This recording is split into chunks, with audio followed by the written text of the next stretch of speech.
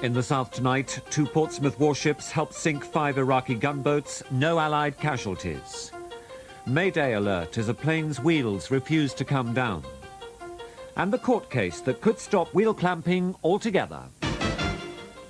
Good evening. 2 Portsmouth-based warships have been involved in sinking 5 of Saddam Hussein's gunboats. HMS Gloucester and HMS Cardiff were part of an Allied attack on 17 Iraqi patrol boats in the northern Gulf. But no one in the Allied fleet was injured. Michael Nicholson, who's aboard HMS Gloucester, told Fred Dinage what had happened. Royal Navy Sea Lynx assault helicopters from 3 warships, it's Gloucester, Cardiff and Brazen, located and attacked a convoy of 17 Iraqi patrol boats. They were just south of Kuwait City. This is the first time that the pilots have launched their sea skewer missiles. One of them made a direct hit, 4 more will probably hit as well. The convoy scattered, and then they called in the American bombers to bomb and strafe. We're not quite certain what the casualties are. No injuries, Michael, on board Gloucester or Cardiff? No casualties of any sort? No, none whatsoever. All the ships in the Gulf are safe tonight, and spirits are high, I'm told, and I believe that spirits will continue to be high. What do you suppose the message back from the Gulf is to the people in Portsmouth and surrounding areas? When the buzz got around that I was making a call to TVS, I was inundated. The bridge was full of people handing me tiny slips of paper with lots of little messages on to their loved ones back home. To Bridget, I love you lots and see you soon from Stuart. The other was from Mum and Dad, Ange in Eastney. Miss you loads, see you in March from Ken Fairley. Another one is to Kate and Ashley Griffiths. Love you and miss you.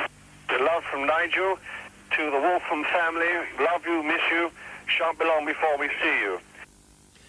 450 reservists signed on for duty in the Navy today. Most left steady peacetime jobs to volunteer for a future that could take them to war. Kate Roberts reports. It's almost 2 years since Steve Matthews worked as a weapons engineer in the Navy. Today he left civilian life in Poole to join up again. One of 450 volunteer reservists who reported to HMS Nelson to serve in Operation Granby.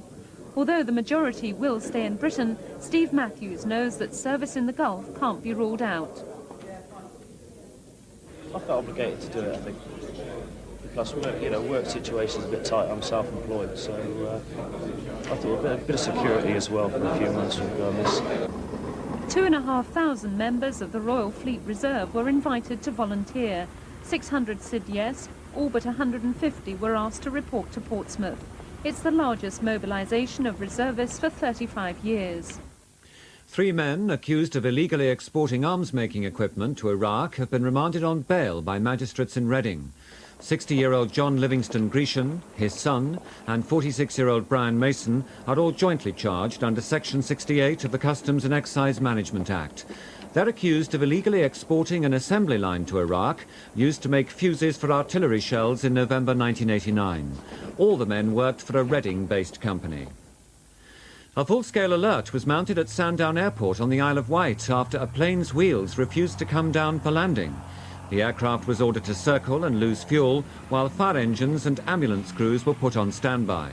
But the problem was resolved, and the plane made a bumpy landing near the runway. The 2 pilots and a woman passenger were thankful to get out alive. The right of a company to wheel clamp cars parked on private property was tested in a Southampton court today. The action was brought by a French teacher whose car was clamped last September. If he wins the case, it could lead to wheel clamps being banned. Keith Akehurst reports. Jacques Loire's car was clamped outside the Red Funnel terminal at Southampton Quay in September. He refused to pay the £35 release fee after South Coast Securities had fitted a Denver boot. As a result, it was immobilised for 10 days. The car was released after an injunction was granted. But Monsieur Loire, who'd been in Britain for 12 days when his Volvo was clamped, sued for damages. He claims his car was unlawfully detained. His case rests on the argument that as a person parking on private land, he's a trespasser, and the only time cars can be clamped is if they've done actual or physical damage to the land.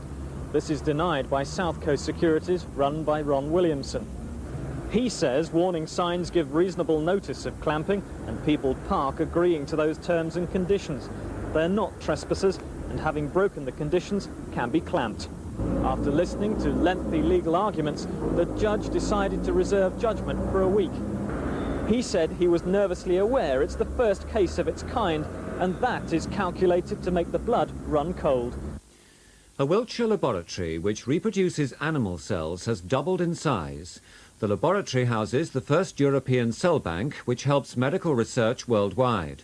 More than 10,000 different types of cells are stored in liquid nitrogen at minus 170 degrees centigrade. They're sold to drug companies and researchers trying to cure a wide range of illnesses. The cells are being used in research on AIDS, diabetes and arthritis. The cell bank means scientists everywhere work to the same standards. What has happened in the past is that laboratories have exchanged cell lines in a rather haphazard manner. So it can end up that you think you're both working on the same material, but in reality some accidental mistake may have happened. A £500,000 extension was opened by Salisbury MP Robert Key. Now soccer, and Saints beat Coventry City 2-0 at the Dell tonight. They go through to the 5th round of the FA Cup and a home tie against either Nottingham Forest or Newcastle United.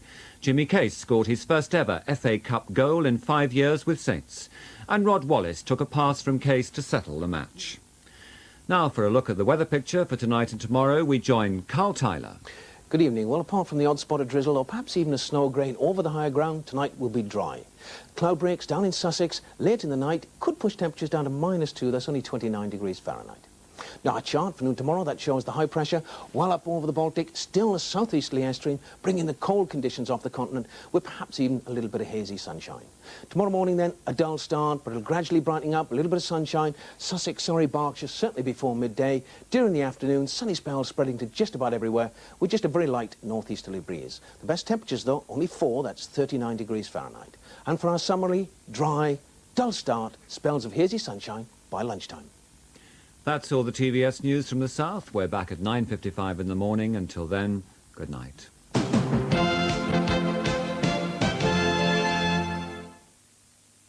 There was a kind of violence underneath the habit all the time. So you're guilty about everything? Guilt every time I see a nun. There's Something About a Convent Girl, next on TVS. And over on Channel 4 at 11 o'clock, cowboy Jack Clement is the special guest of The Town and Country.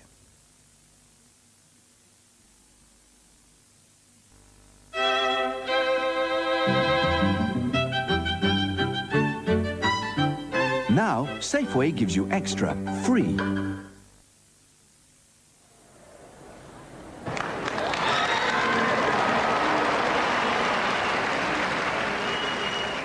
Congratulations to all the Best of Breed winners at Crafts 1991. In this centenary year, a record number of these great dogs are fed on Pedigree Chow, the food of champions. No wonder top breeders recommend it. Last year, NatWest helped over 150,000 people launch small businesses. That's more than any other bank.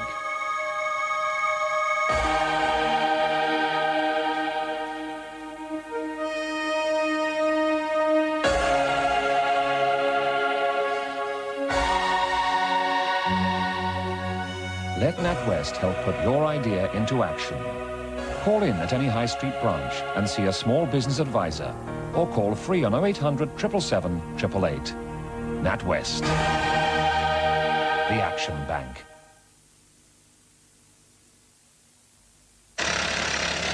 Oh, come on, lads, we should be in France by now. This channel tunnel lot's just boring. I think we made it.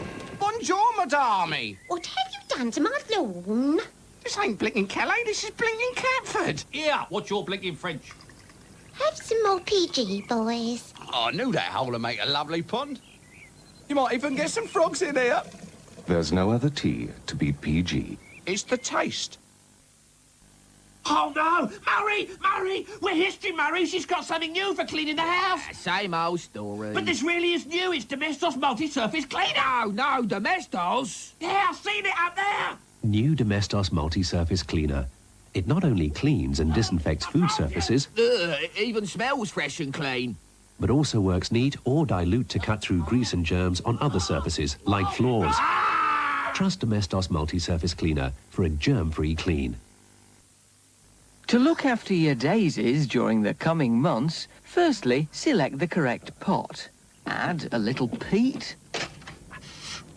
Treat to a little flora that's high in polyunsaturates, low in saturates, and low in cholesterol. Now, transplant to the nursery and leave to settle, while you check your new seedlings. Flora Margarine for your blooming generation.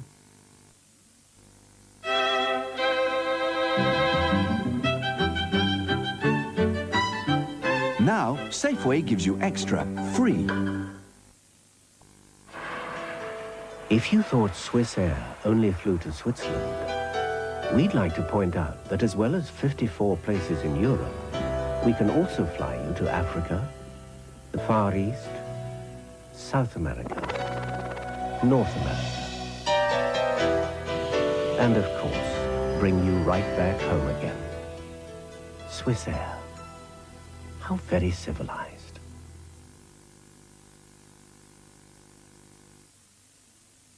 Tomorrow on TVS Drama and Intrigue. He's had another life as Class Martin since 1984. No murders in my district for 18 months.